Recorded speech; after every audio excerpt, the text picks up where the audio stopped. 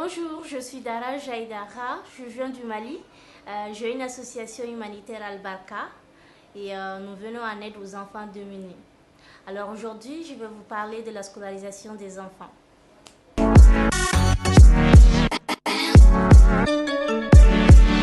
Nous constatons qu'il y a pas mal d'enfants qui ne sont pas scolarisés, qui ne vont pas à l'école.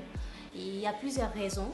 D'un côté, c'est souvent dû au manque de moyens des parents. De l'autre côté, c'est dû au fait que les gens n'ont pas assez d'informations sur la procédure de scolarisation des enfants parce qu'ils pensent que c'est extrêmement cher. Alors qu'il y a des écoles publiques dans pratiquement tous les pays. Précisément chez moi au Mali, il y a des écoles publiques qui sont assez abordables. Les frais ne sont pas du tout coûteux. Donc, par exemple, mon cas, moi j'ai croisé deux enfants qui partaient au marché, qui vendaient des condiments pour leur maman. Et à la base, c'était dû au fait que leurs parents n'avaient pas les moyens pour les scolariser. Alors, je me suis renseignée et de fil en aiguille, je me suis rendu compte que l'école publique n'était pas assez chère. Et en ce temps, je faisais l'université. Avec mon argent de poche, j'ai pris l'initiative de les aider à aller à l'école. J'ai scolarisé ces deux enfants et maintenant, cette année, ils font respectivement la 8e année et la 5e année. En Côte d'Ivoire, ça doit correspondre à la CM1 et à la 5e. Voilà, donc ça, je l'ai fait grâce à mon argent de poche qu'on me donnait pour aller à l'école en ce temps. Et durant la procédure de scolarisation, nous avons constaté qu'ils n'avaient pas d'extrait d'acte de naissance. Et ça, c'est un problème très très délicat que nous rencontrons surtout dans les zones rurales au Mali. Très souvent, les enfants, ils naissent, ils n'ont pas d'extrait de naissance. Ça veut dire qu'ils ne sont pas identifiés du tout, ils n'ont pas d'identité. Et l'extrait d'acte de naissance, c'est le document qui permet la scolarisation des enfants au sein de l'école, de l'administration des écoles. Donc là, je les ai aidés auprès des élus locaux qui sont aptes à fournir l'extrait d'acte de naissance à ces enfants. J'ai dépensé en tout 11 000 francs par enfant.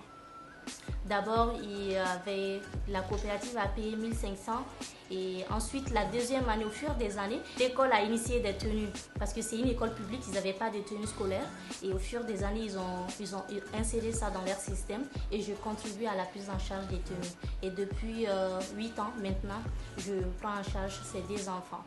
Et c'est des bons exemples à l'école. Ils sont assez brillants, surtout la fille que j'ai scolarisée en première position en 2010. Dans les écoles publiques, pour scolariser les enfants, c'est pas cher. Et à travers cette initiative, j'ai lancé une association humanitaire.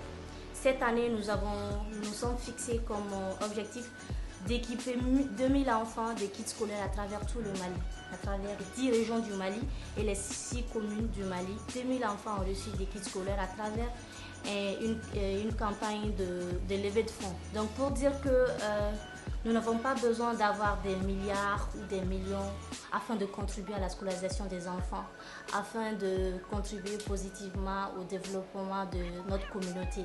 Il suffit juste d'une initiative. Alors, moi, je l'ai fait, étant étudiante, avec mon argent de poche. Et vous pouvez le faire, vous pouvez faire beaucoup plus. Chacun, dans sa localité respective, peut voir les enfants qui sont dans les alentours, qui ne vont pas à l'école, peut voir comment ils peuvent contribuer à la bonne éducation de ces enfants. Donc, voilà, on n'a pas besoin d'être la plus riche au monde, on n'a pas besoin d'être assez aisé pour contribuer à la scolarisation des enfants. Les sous que nous mobilisons pour acheter des cadeaux aux enfants durant les fêtes, notamment les fêtes de Noël, de Pâques, j'en passe, nous pouvons prendre cette même somme afin de scolariser ces enfants. Un enfant scolarisé, nous lui garantissons un futur meilleur. Les cadeaux, ça se dégrade, mais l'éducation, la connaissance, ça reste.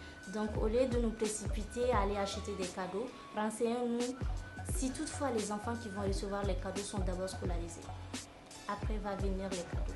Comme j'ai l'habitude de le dire, On ne doit pas attendre de tout avoir afin de partager. Partageons le peu que nous possédons et le monde sera meilleur.